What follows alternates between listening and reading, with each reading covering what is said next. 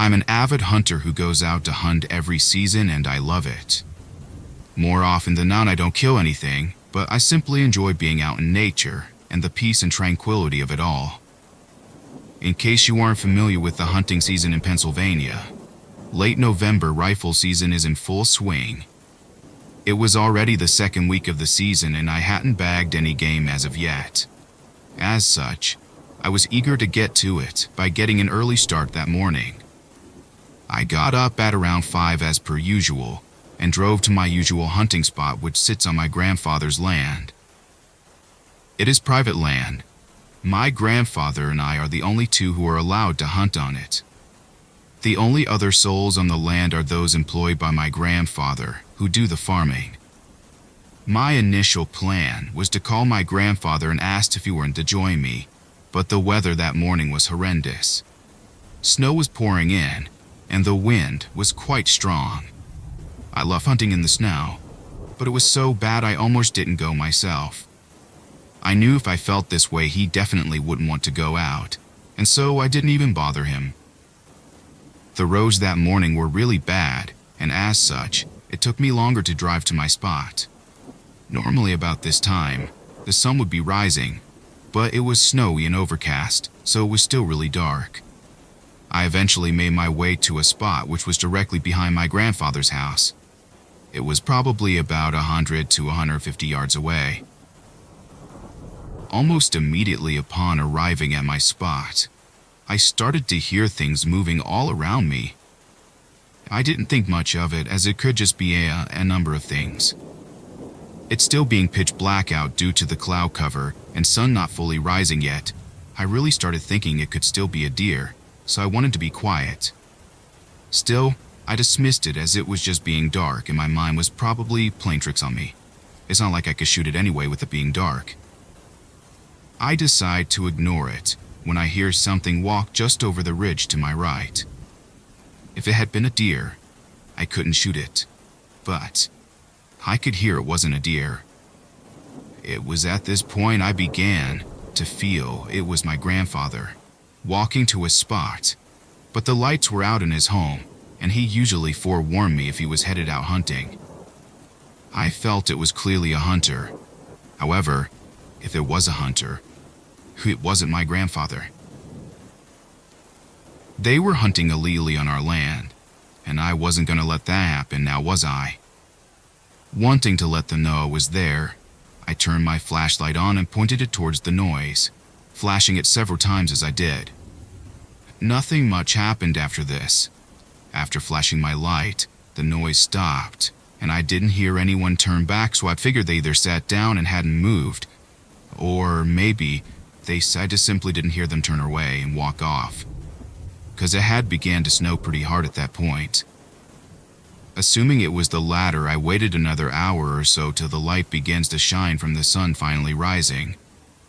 It's still snowing pretty hard, and I love the snow, so I just grin and bear it. Walking, I noticed a rather odd lump protruding from a group of trees and shrubs atop a hill that separates me from my grandfather's house. It looked a bit like a mound of dirt, but upon closer inspection, I saw that it was sticking out of the side of the tree, so I knew it couldn't be dirt. Curious, I raised my rifle to get a better look at it. I immediately recognized the protrusion as an older-style camouflage coat. It took a second for me to click, but eventually I realized it was a person, illegally hunting on our land. The man wasn't wearing orange, which he should be, and I knew he wasn't my grandfather. I stood there for a few moments, trying to debate in my head what I should do next, when I decided to call my granddad just in case, because he'd know what to do, and maybe he would come out. To my dismay, my grandfather picked the phone up, at which point I informed him what was going on. He told me that he'd be there shortly. I decided to whistle at the man in the camo while I waited. I figured this way I could inform him I knew he was there. The man didn't react at all, and after a few more minutes, I walked towards him. Upon reaching the man, I noticed he was sound asleep. The man had obviously thought out here was a great place to lay and to take a nap. He was trying to hide under the bush, I guess, as not to be noticed. The man looked to be harmless, like an old homeless guy in his 50s with a scruffy beard. That being said, he had a perfect view of my grandfather's home from this spot, and I had a fair idea of what he was planning to do once my grandfather left the house. Once the guy realized he'd been caught, and now who had an angry 6'5" man to deal with, who also had a rifle, well, let's just say this guy's face went pale.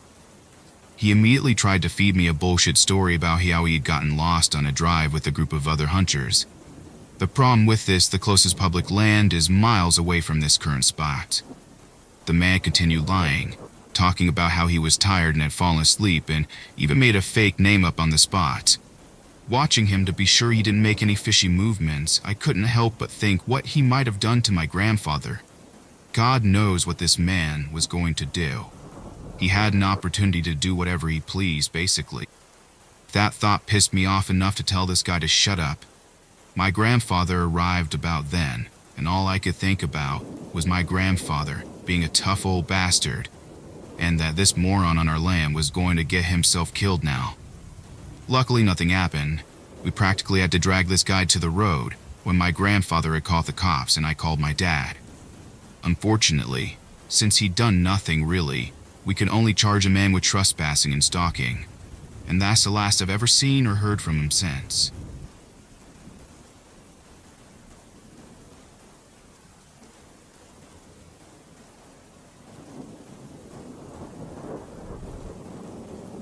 I was only 13 when this story took place. I'm 16 now. This happened when me and my Uncle Frank thought we would do a late-night raccoon hunt. We loaded the dogs into the truck and took our .22s and a .44 Magnum. We took a nice drive from his house to a disclosed hunting spot. We unloaded the dogs and watched them run into the forest to find the raccoons. I and Frank loaded our .22s and I loaded the .44 Magnum into my waistband holder. We turned on our flashlight and headbands. When we walked into the forest and already had a creepy vibe, we started walking in the direction where we last seen the dogs run into. It felt like we were walking at least an hour and started to hear the dogs bark. So we started walking in the direction where we heard them barking from. We were at least 100 feet away from the dogs now, and we could barely see them with our lights. My uncle looked at me and said, "Turn out your lights." I said, Are you crazy? It's too dark out here." He told me to do it, so I did. As I look upon it, I should have at least left a light on. As soon as I turned my light out, I felt that same creepy vibe that I felt when we walked into the forest. I was trying to walk behind my uncle because I could barely see where I was going. I kept feeling like someone was watching me and I felt a little creeped out. So, I decided to stop and see if I could see who was possibly following us. I couldn't see anything, so I whisper, "Can I at least turn on one light?" I waited at least 1 minute to ask again. So then I started to ask, "Do you even know where we're going?" Then I heard a noise come from behind me and in front of me, all around me, all at the same time. I just stood there and stopped. I tried to tell, but whatever was going on acted like it wouldn't let me do anything. As soon as I felt like there was no hope, my uncle came running at me, saying, Ron, what's going on?" As soon as I heard his voice, I felt like I just woke up from a dream. He said to me, "I didn't see the dogs. I saw a weird, freaky-looking creature. Let's get the hell out of here." He was yelling and screaming so loud that I could barely hear what he was saying. So we packed up and started running towards the truck. It was at that moment I came to and seen something running after us.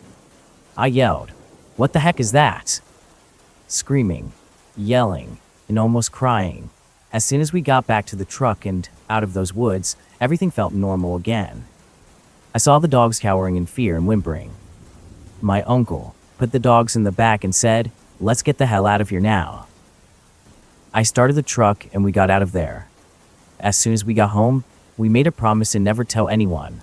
But as soon as I went to sleep, I had nightmares about it for at least a week after that. When I woke up that morning, I took off my shirt to find 2 huge hand marks on both sides of my arms. From that night on, we vow to never go back.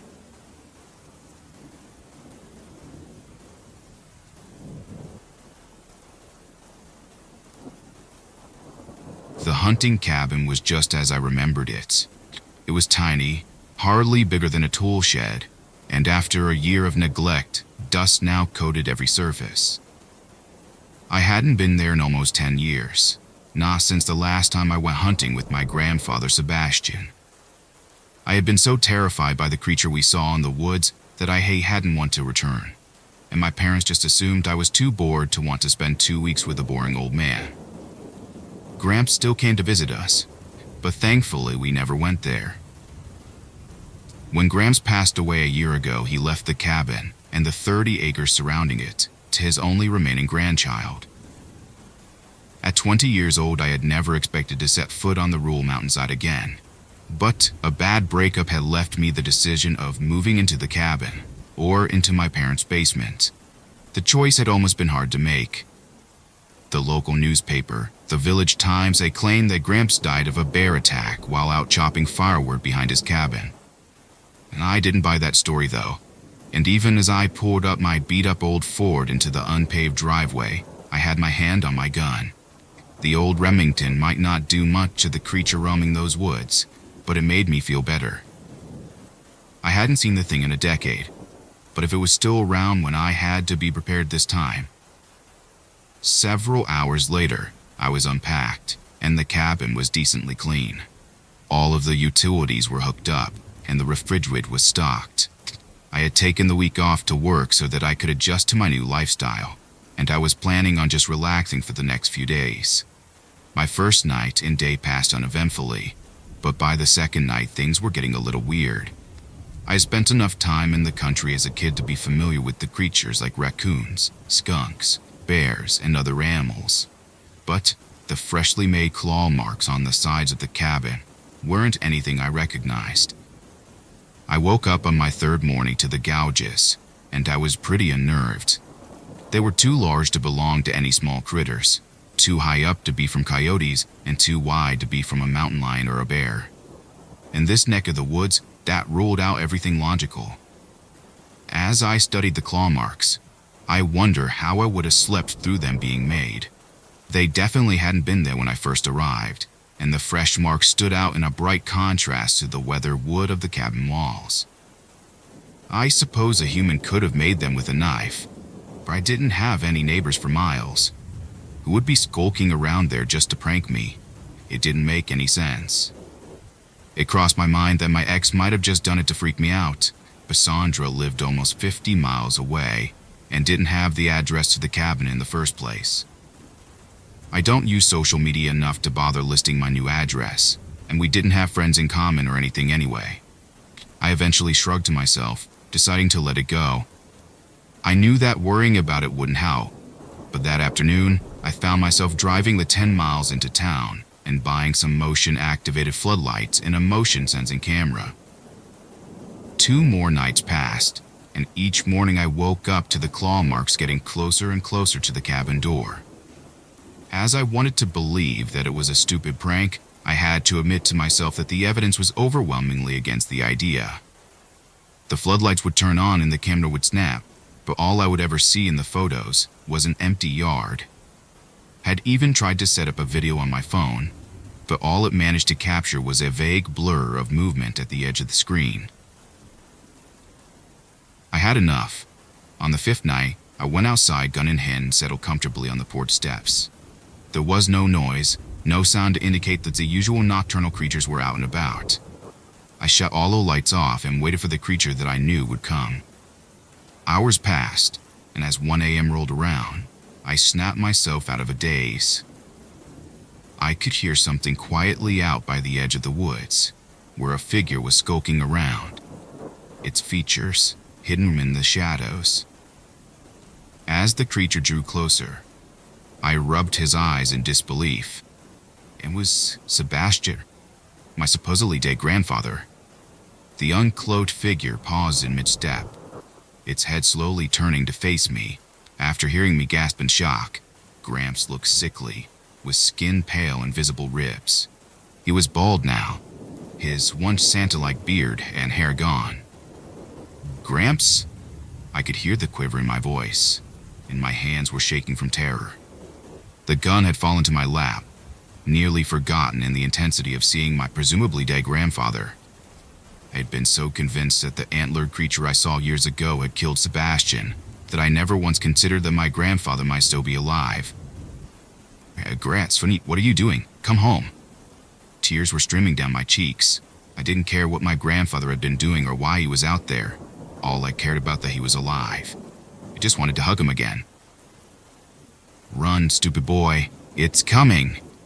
Sebastian's voice barely sounded human. His warning came out as almost a reptilian hiss. And before I could respond, Gramps was bounding into the woods in all fours. He was gone in the blink of an eye. The bushes hardly swaying where he had passed through. The woods remained as eerily silent as they had been, even though my grandfather's retreat should have made a large amount of noise. Not a second later, a low growl came from behind me, the sound reverberating off the cabin walls. A massive creature, the one from my memory, approached from around the side of the cabin. Within seconds, it became clear to me that it wasn't human or an animal, unless someone was wearing an amazing costume. This creature was every bit as surreal as I remembered it. Long, pale limbs sprouted from an emaciated torso, and the ivory deer skull shined in the little moonlight managed to bleed out through the clouds. It was wearing a ragged old buckskin leggings and had beads around its neck. I couldn't see any eyes, but I knew without a doubt that it was staring directly at me. I think it was some sort of Wendigo or skinwalker, though the difference between the two types of monsters was always a bit beyond me. Before I could take in any more detail, the thing began to laugh, a guttural sound that echoed in my head tauntingly. It was laughing so hard that it nearly doubled over, and I realized that its limbs were able to wrap around his body twice. I raised the gun and fired several shots at it point blank, the bullets lodging firmly into the creature's neck and torso. The being woke down at its new piercings, and it began to dig out the bullets at an unhurried pace. It dropped them on the ground like a child plucking flower petals, and it seemed to sigh in irritation as it dug out the last one. It was just staring at me, its foot tapping impatiently as it waited. It shouldn't sound so humid. I tried to say something, but my voice came out as more of a strangled squeak than my usual baritone. I just stood there. I tried to will my feet to move, but I was so scared that I felt my bladder give out inside. Warm pee ran down the side of my leg, and I, just for a second, felt the mortification overrule my terror. Suddenly, this horrifying creature let out a scream and ran, and went back into the woods, and I have not heard it or seen it since. I don't understand what happened, but I don't want to ever go to that hunting cabin again.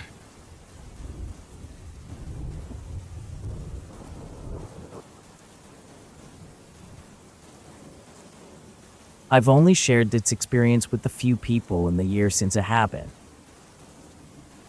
It was the first Tuesday of the Pennsylvania deer rifle season, December 3rd, 2013.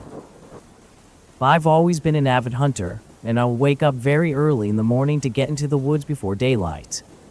I would be in the woods at 4:30 in the morning. Having to hunt on state game lands meant beating other people into the woods to get a good decent spot. When I got to the parking area around 4:15 a.m., no one else was there. So I walked into the woods, not using a flashlight, only walking by moonlight. I walked through a field into the tree line and started on the path to my spot. I came to the intersection in the path. One way left down the mountain, other way went right. I went right because my spot was on the other side.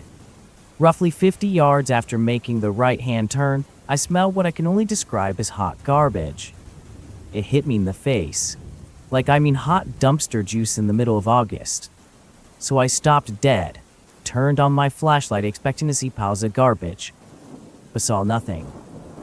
No garbage, nothing dead. Just hot garbage smell. Keep in mind this is in December. It's cold out. The high 20s to low 30s. So, even if there was garbage, it shouldn't smell that bad. so I kind of thought nothing of it. I followed the path to my spot, which was down over the ridge from the garbage smell. Roughly maybe 40 feet down, that leads into a grass field where I would sit.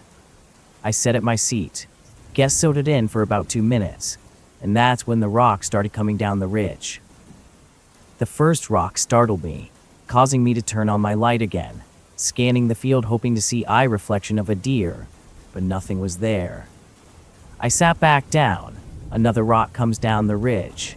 This time I stand up to go out into the grass field with a flashlight and a pistol that I carry while hunting.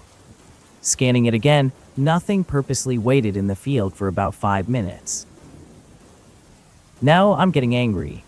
Assuming another hunter is messing with me because I'm in their spot, I sit down again. The third rock, sounding larger than the others, comes tumbling down the ridge. I don't get up this time.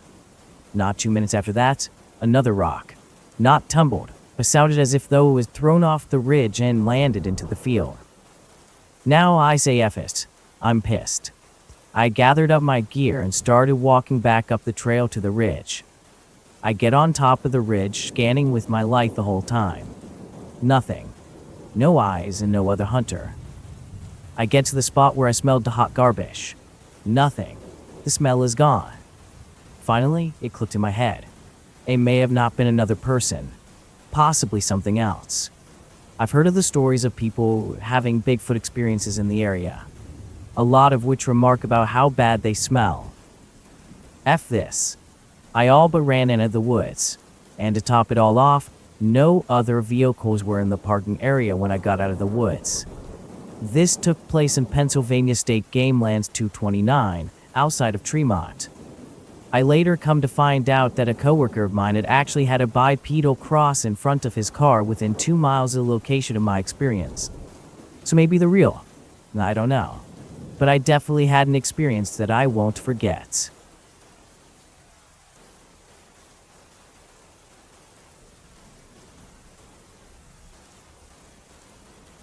I was 12 or 13 when my brother, my dad, and I went hunting in a state park in Tennessee. We got permission as there was an overabundance of coons in the area. It was a cloudy, rainy night, for which we'd been hunting for 3 to 4 hours at this point. My dad had been in the U.S. Army for 22 years before retiring, and so he could handle unexpected situations and didn't freak out easily. We released the dogs and waited for them to track the scent of the coons. They'd typically signal us by barking, and then, when they did, we would go follow. We listened to the dogs and followed the scent till we heard their abrupt stop. We had a tracking device on the dogs that worked as follows. The dog wears a collar that has a signal that goes out to the tracking device. It then shows where the dogs are at and a bit about where the terrain they are in. We sat there, eyes attached to the device, waiting to see what made them start barking so quickly. Things suddenly fell silent. No nature of any kind was heard. 20 minutes later, our dad informed us we needed to go get them in case they chased off some coons into an armadillo or something. That may have muffled their barking. We needed to go about a half mile to reach our coordinates, but when we got about 60 yards away, we heard what sounded like a train blowing through the woods away from us. Examining the tracker, we noticed it stopped tracking. My dad loaded his 12-gauge semi-auto shotgun and told us to stick close to him. I carried a .22 rifle and was instructed by my dad to hang in the back, while he'd take the front, and my little brother, who was now quite scared, would stay in the middle. I loaded my weapon and stuck close to my dad. As we approached the first dog collar, we were disturbed to find that there was only a bloody corpse left behind.